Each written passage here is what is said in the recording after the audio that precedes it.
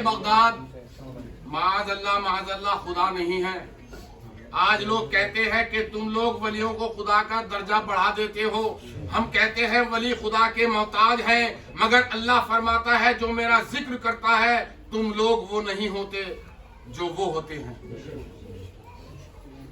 अभी पिछले दिनों की बात है, मैं एक जगह तकरीर कर रहा था, रात के 12 बजे होंगे, जलसा खत्म हुआ, 1 बजे प्लेटफॉर्म पर पहुंचा। मैंने देखा कि एक कमजोर सा नौजवान है, उसको 8 नौजवान थामे हुए हैं, मगर वो किसी के काबू में नहीं आ रहा है।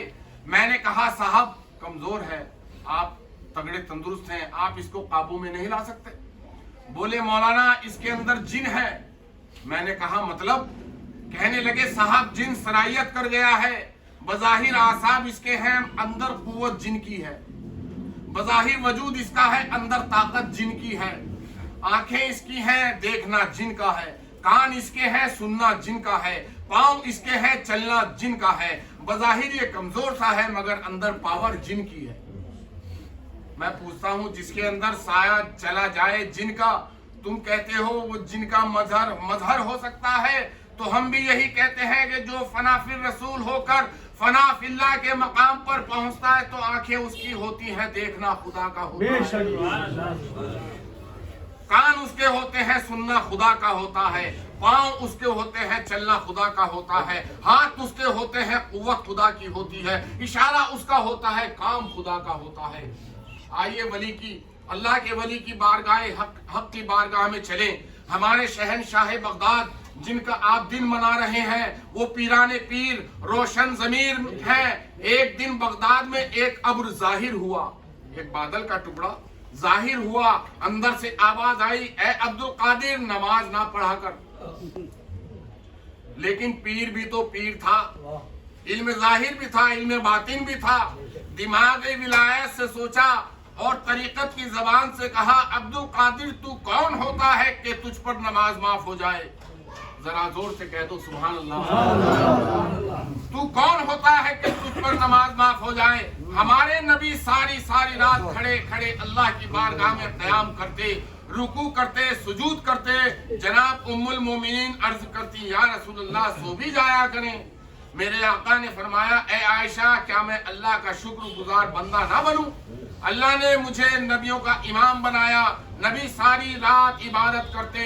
सिद्दीक अकबर पर नमाज माफ नहीं, फारूक आजम पर नमाज माफ नहीं, उस्मान गनी पर नमाज माफ नहीं, मौला अली पर नमाज माफ नहीं।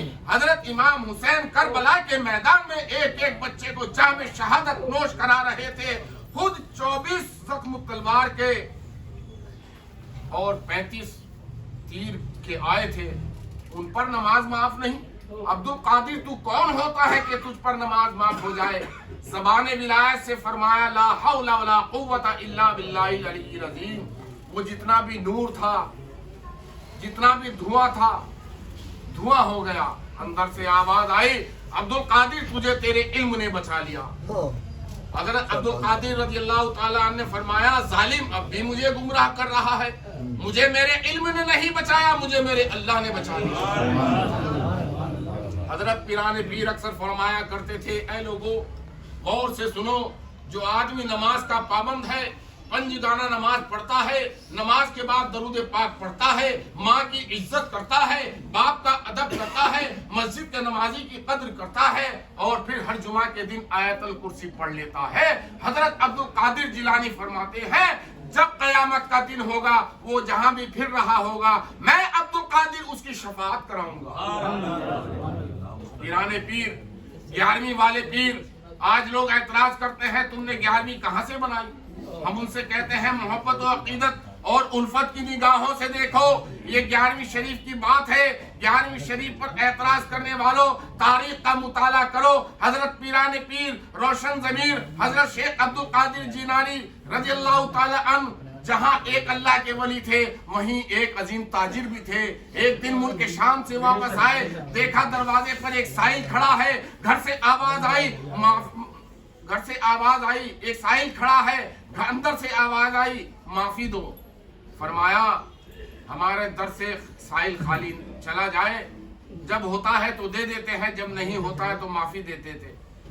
فرمایا نہیں، میں نہیں چاہتا کہ عبد القادر کے دروازے سے تو خالی جائے۔ سارے شاگرد اکٹھے ہو گئے، سارے ملنے والے اکٹھے ہوئے، اپنے آئے بیگانے آئے، سب اکٹھے ہوئے۔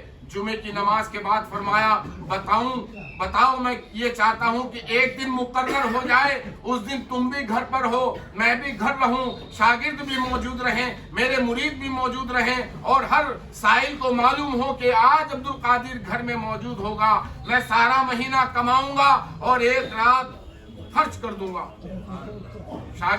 شاگردوں بتاؤ کون سا دن مقرر کروں؟ حضرت آپ کے پاس علم ظاہری بھی ہے، علم باطن بھی ہے۔